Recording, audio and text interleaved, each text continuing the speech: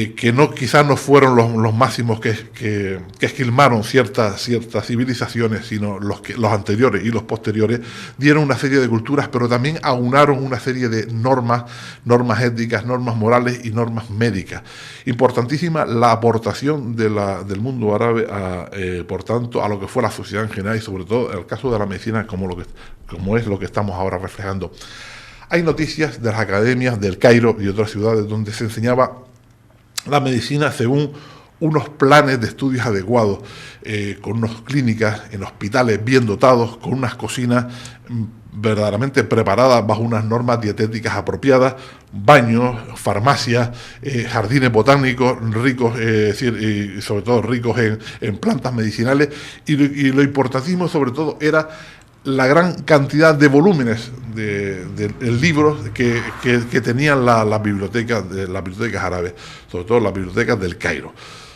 Se utilizan algunas formas de terapia como los baños, los masajes, especialmente en los baños o hamam, también la música y la ocupación. Era una sociedad muy compacta en este tipo de normas, aportaba una serie de normas éticas y de normas en general que conducían al hombre a un estado de bienestar, ya fuera espiritualmente como en forma física. Y después ya también se desarrolló una serie de terapias como fueron la dietética, la farmacología, la cirugía, que ya empezó a implantarse, más bien a terminar de desarrollarse con el aporte de lo que fue la medicina griega. Quizá una de las cosas más importantes que tuvo la cultura árabe dentro de la medicina fueron los médicos, los científicos, los estudiosos. Y tenemos algunos como Abul Qasim, que se preocupó sobre todo de estudios psicológicos, de la educación de los niños. Es decir, él creó una serie de contribuciones a la ética, a la práctica clínica, que fueron muy importantes en ese momento y posteriormente también para el desarrollo posterior de lo que fue la medicina en general. Otro científico importante que escribió el renombrado canon fue Avicena, vivió entre 980 al 1037. Decía Avicena que la salud la proporciona un principio muy superior al médico, el principio que proporciona exclusivamente a la materia su forma especial. Es decir, eso era un hombre que, aparte de su parte teológica, parte moral, practicaba verdaderamente los conceptos de salud hasta un extremo en el cual proyectaba todo ese saber a una materia y a su forma esencial, que era el hombre en sí. Había otro, con Ibn Javí, que estudió mucho los textos de Aristóteles, pero había uno, quizá dos más bien, que fueron los principales impulsores de la medicina en el mundo árabe, que fue Averroes, nacido en 1126, muerto en 1198, que sobre todo dio un gran impulso a lo que eran las normas de vida en general, de salud y de vida sana, y también a las cuestiones de dietética. Y el otro fue Maimónides, nacido en 1135 y muerto en 1204, nacido en España, en Córdoba, y que en el siglo XII, era el centro de la cultura árabe del Al-Ándalus. Maimónides, que es la pieza clave de la medicina árabe, da reglas sobre la forma higiénica y la dieta, recomienda no usar medicamentos. Si esto no fuera necesario, debe utilizarse siempre fórmulas más suaves, fórmulas más simples, medicamentos que no carguen exactamente al ser humano, que no perjudiquen al ser humano, tanto en su preparación como posteriormente en el desarrollo durante la enfermedad. Pues esto es un poco de la historia de lo que hemos hecho otras veces en el desarrollo de la historia de la humanidad durante ciertas épocas. En este caso, pues hoy hemos hablado de lo que es exactamente la medicina árabe desarrollada durante la primera parte del medievo, y posteriormente lo que nos aportaron en sucesivos siglos, que no modificó casi nada en la estructura, en la base en sí de la medicina, sino simplemente que por la perfección que tenían esos tratados, por la perfección que tenían estas normas, fueron cogidos totalmente y aplicados posteriormente durante siglos posteriores, hasta que ya, debido a los avances de la ciencia, pues fueron modificándose poco a poco. Y vamos con los temas del programa de hoy. Dentro del campo de la fitoterapia, de las plantas medicinales, Hoy hablaremos de una planta, la uva ursi, la gayuba, que es una... quizá en estos latitudes no la conocemos porque es una planta de frío, pero que sepamos que la tenemos, que podemos disponer de ella para solucionar algunos de los problemas que a continuación, etiologías, enfermedades que a continuación vamos a desarrollar. Decíamos que su nombre científico es uva ursi y pertenece a la familia de las Ericáceas.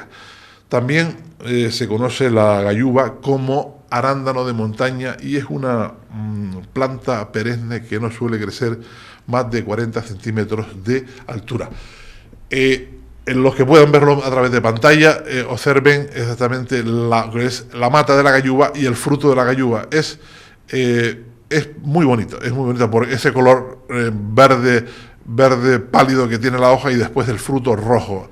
Es un contraste, en su contraste como tienen otras plantas, sobre todo esas frutas del bosque que con ese color rojizo, y aquí lo vemos con más detenimiento, ese color rojizo que suelen tener muy rojo o muy negro, suelen tener las frutas que son de zonas frías de bosque, exactamente, para quizá llamar la atención de los animales que en esa zona pues proliferan, para que también al comerlo y deambular de un lado para otro se desarrollen y a través de las deposiciones de esos animales pues se pueda extender más el cultivo de esas plantas.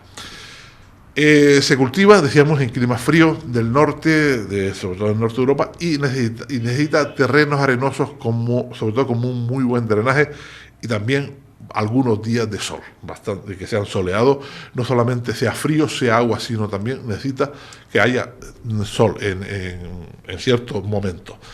Se puede encontrar en áreas montañosas de Europa, también de Asia y América, donde suelen utilizarlo con fines ornamentales. También se encuentra esta planta, la gayuba, la uva ursi, en el norte de Estados Unidos, en Escocia y en áreas montañosas de Irlanda. Aquí no veíamos en las imágenes que hemos puesto, no veíamos exactamente lo que eran las flores, porque en ese momento no existía la floración, sino era la planta, la hoja y después el fruto.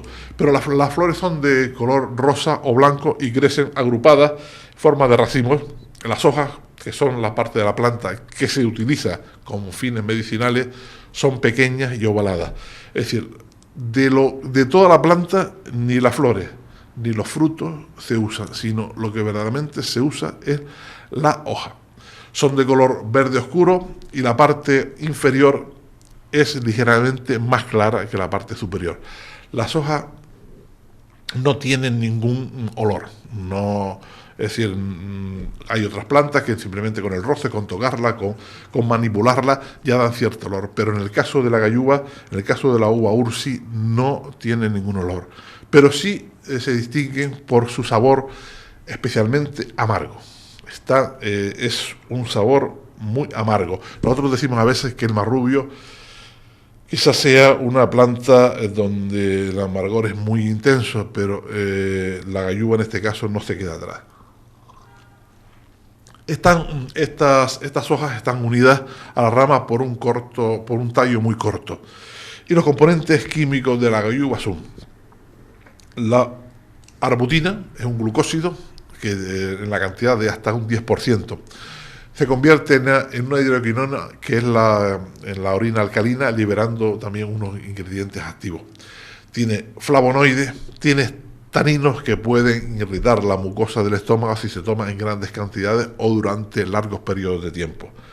Tiene alantoína, ácidos fenólicos, como puede ser el caso del ácido gálico, aceite volátil, resina, ácido ursólico, que se conoce por ser un diurético bastante eficaz. La